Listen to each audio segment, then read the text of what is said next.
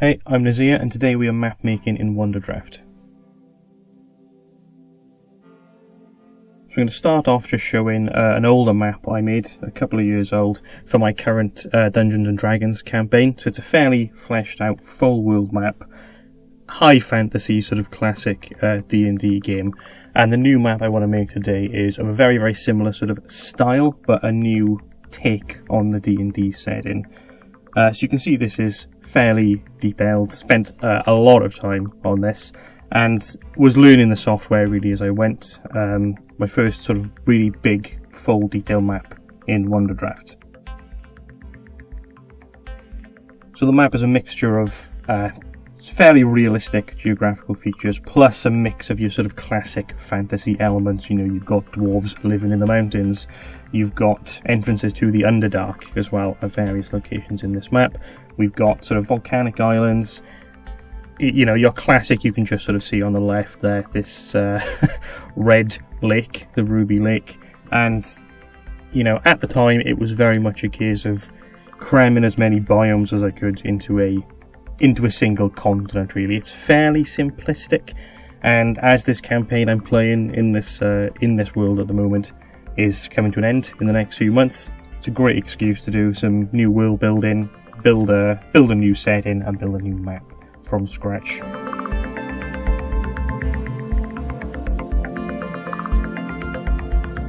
So one of the features on this map as well that I've included was these sort of flags for each of the nations. Rather than sort of colour in the country borders, I wanted it to look a little bit more natural, where you had the flags next to the titles of each settlement and then a key on the side. So I'll probably do something similar in the new map as well.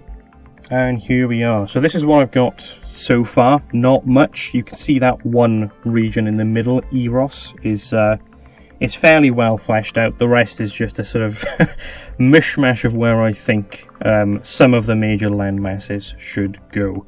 So we'll do a quick tour first of all. So this area, Eros, Brogos, some of the sort of lore I've got planned for this area. The setting is very much sort of 1800s England, so Industrial Revolution. You've got that sort of England-esque area in the north, and the Brogos is more of a Celtic sort of inspired nation.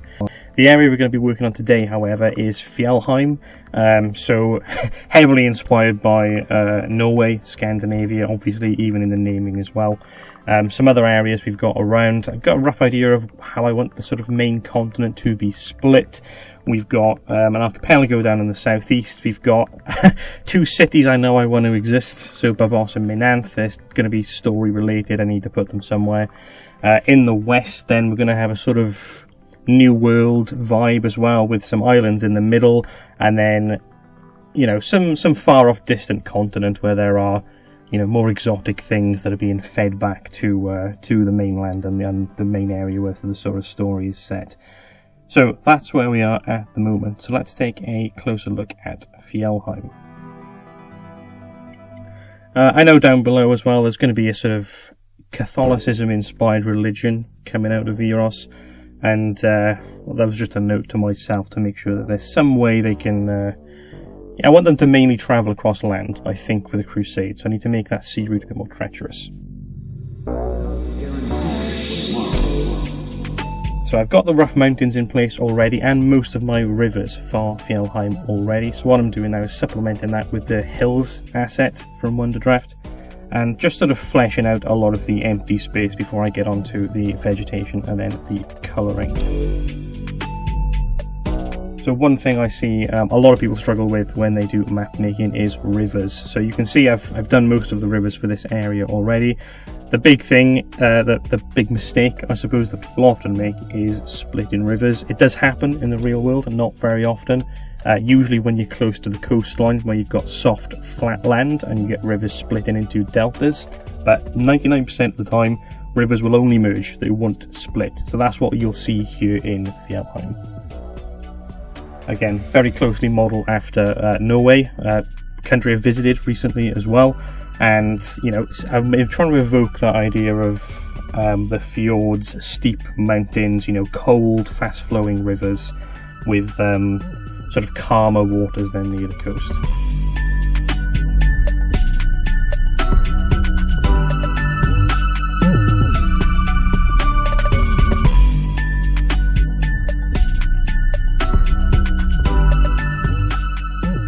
I've intentionally left, you can see the sort of northern part of that country off map. Gives me some sort of opportunities later down the line in case I want to introduce, you know, your White Walker-esque foe, some kind of, you know, ice or snow themed bad guy that comes from the north. So I'm leaving a bit of space there for future world building. There is also, which we'll see later on, an area to the west of Fjelhjem that I want to be more of a sort of flat, icy expanse, more of your sort of Arctic landscape.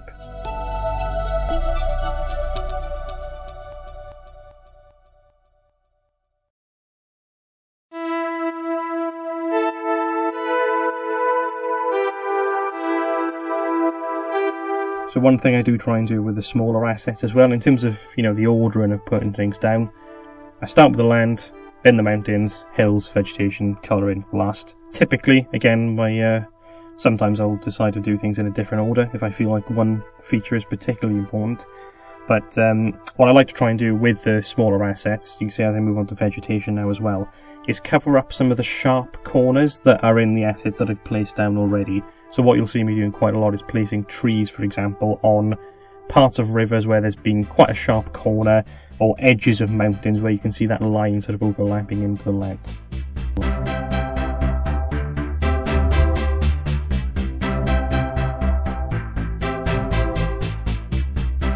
There are two main vegetation assets I like to use in Wonderdraft, and they're the two right next to each other there on the panel. So there's the sort of pine tree looking tree that I'm using now, that I use for colder or alpine areas, and then the sort of more oak tree looking one just there to the left that you'll see me using a little bit later.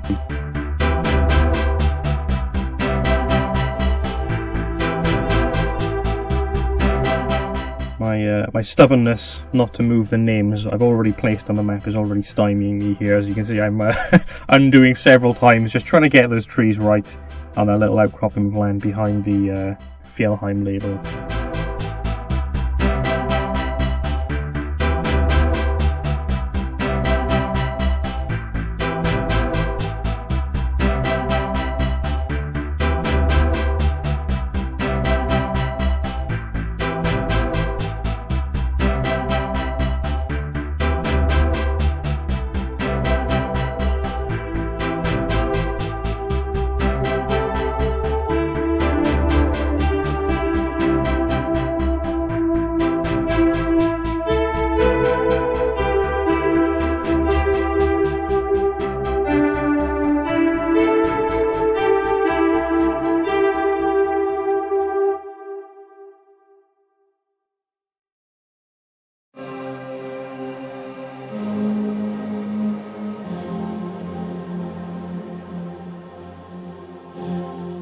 So this southern portion of Fjelhjem is an area that I see. I'll probably come back to and add a little more detail later on.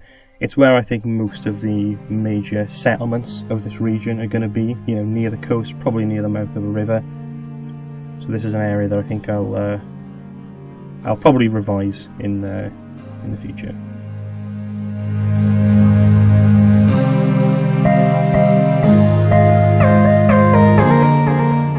One thing you will notice as well when we're fully zoomed in, like we are now, the scaling I use for the assets. So for the trees, I typically go down to a scaling of 20, you can see there in the top right, whereas for my hills and mountains, I'm usually between 80 and 100. It does mean when you're fully zoomed in, some assets look a lot sharper and clearer than others, but when you're zoomed out and you're looking at the map as a whole, it looks fairly consistent.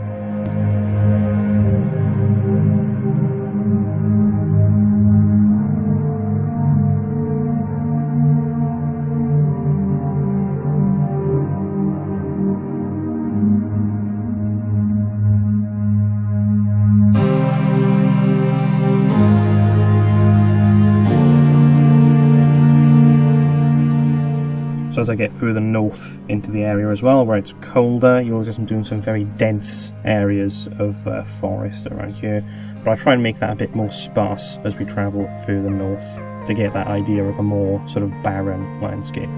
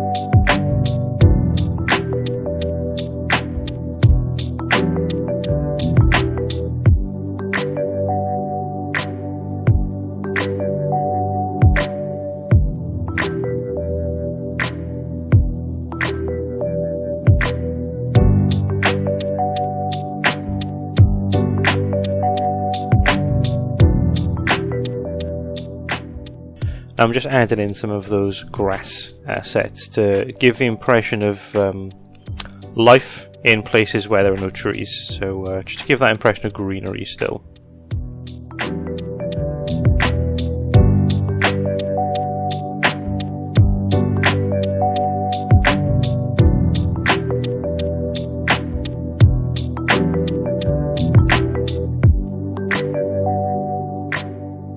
And I'll fill in some of these islands down here to the southwest as well. You do sometimes get this issue with islands being smaller than some of the assets that you're using, especially the trees, hills, mountains. But rather than scale them down, I figured just give it a more minimalist look, but add in a couple of rivers still, just so they don't look too featureless.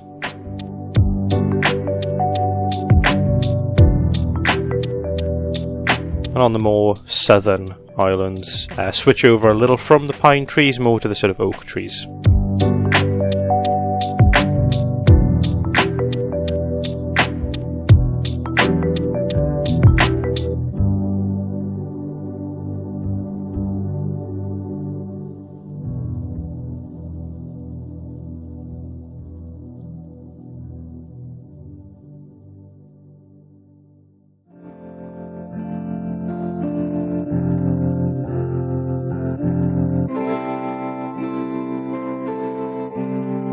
Now we've got a few islands in the ocean to the east of Fjelhjem, but I've not really decided whose sovereignty they fall into yet. Perhaps they are part of Fjelhjem, perhaps they're uninhabited, perhaps they belong to another nation.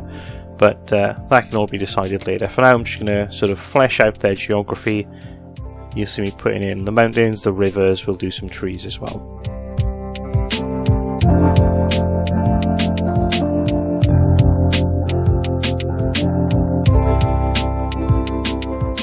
And as I mentioned earlier, you'll notice as I'm doing my rivers, the river basins don't overlap.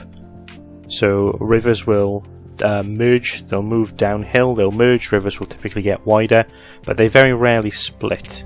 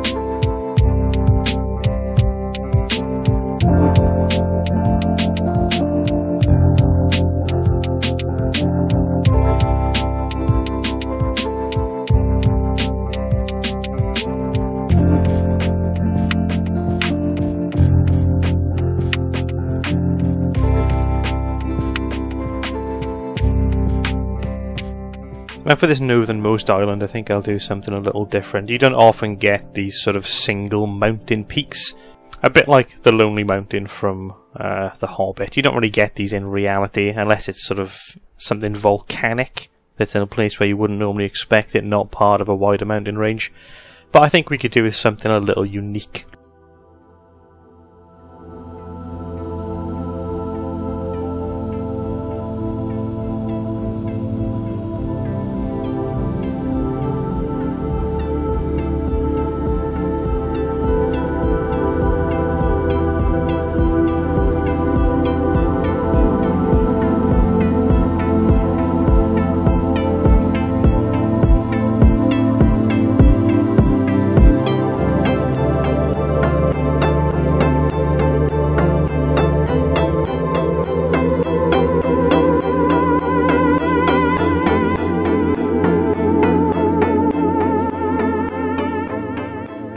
Now in this last island I'm putting in far fewer hills, just so there's a bit more room to build some nice rivers.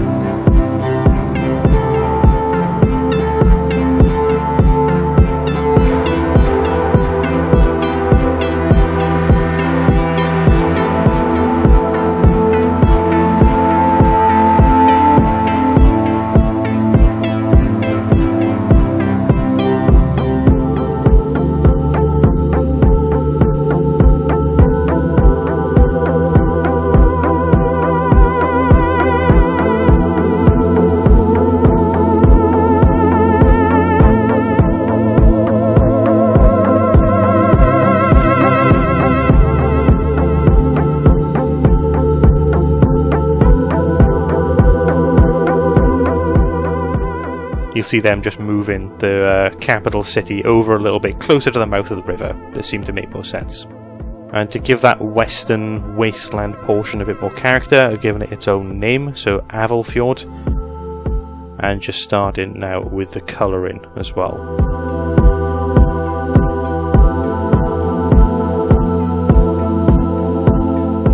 So I'm just doing a base white, because I know this area is going to be quite snowy. And then, unlike my previous map where I used a brown for the mountains, I'm going to go with a grey. I found that the brown contrasted a bit too much against some of the other ground colours. So hopefully that grey will blend in a little more, especially with the whites in the north.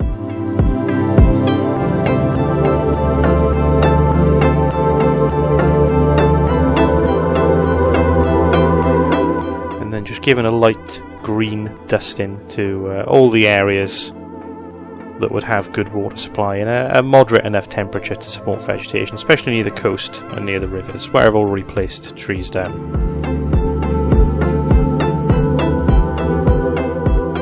One thing to watch out for when colouring over mountains as well in particular, just because they're a very large asset, is they only really hold one colour. They don't sort of have a gradient like it does when you paint over ground.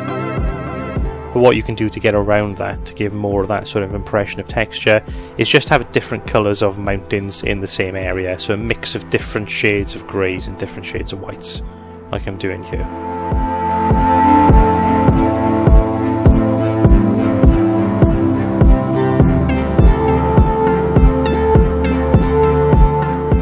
I'm just taking a light brown then for some of the hills to give them a bit more of an accent.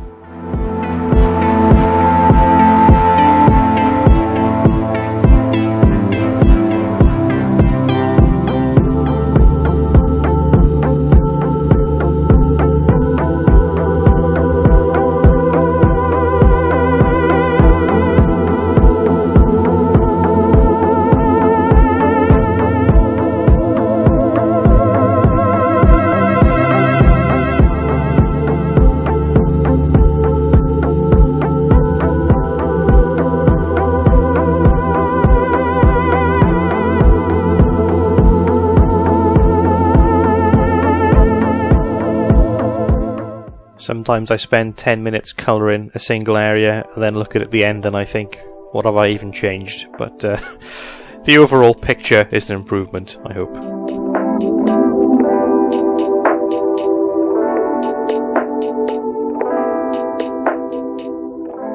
So for the fine tuning then, once I've got most of the main layers down, I put all the sliders right down to close to 0, just to sort of blend in some of those colours. Just to give things more of a gradient, so you don't have clear edges between different terrain types.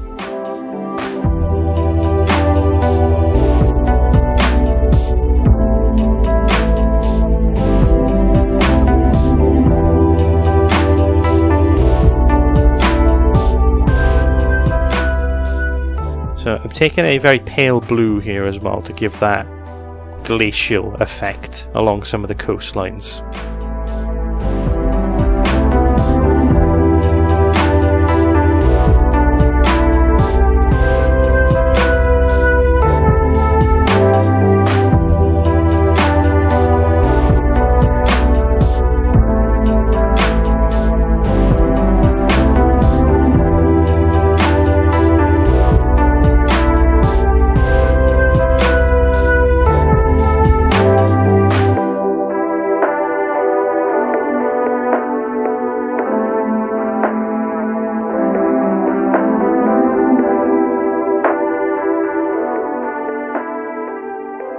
And just coming back to that bit of empty space that I left where I'd moved the settlement over.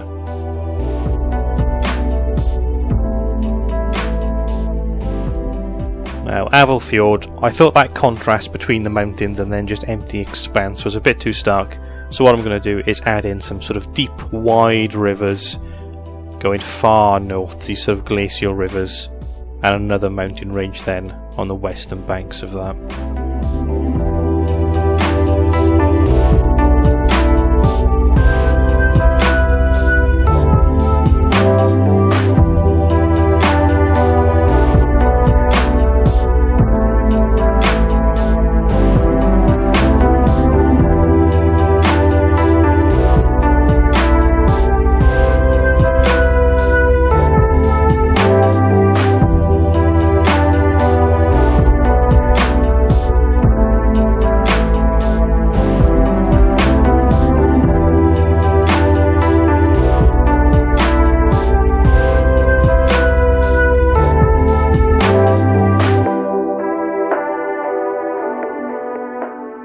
And so that river mouth there doesn't look quite so clean cut, it was almost a right angle. I just added a bit more land in this peninsula to make it look a little more natural.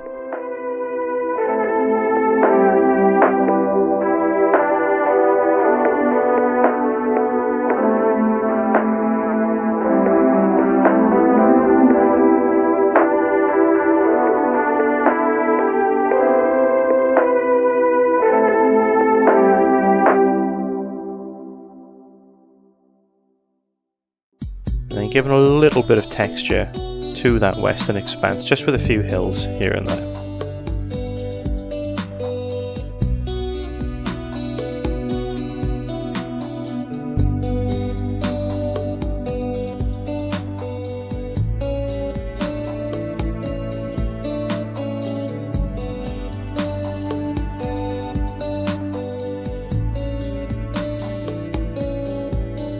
And watercolouring, I would normally leave this until the very end, once I'd completed an entire map, but I just thought for this northern region, it's quite important to give off the impression of, you know, cold, frozen borders in the north, with that sort of glacial blue colour.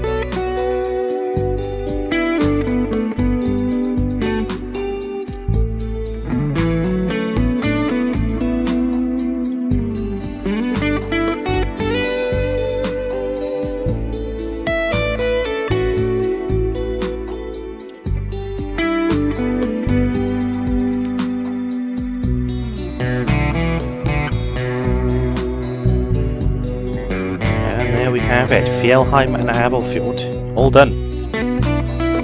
We'll pick up from there in the next video. Cheers guys.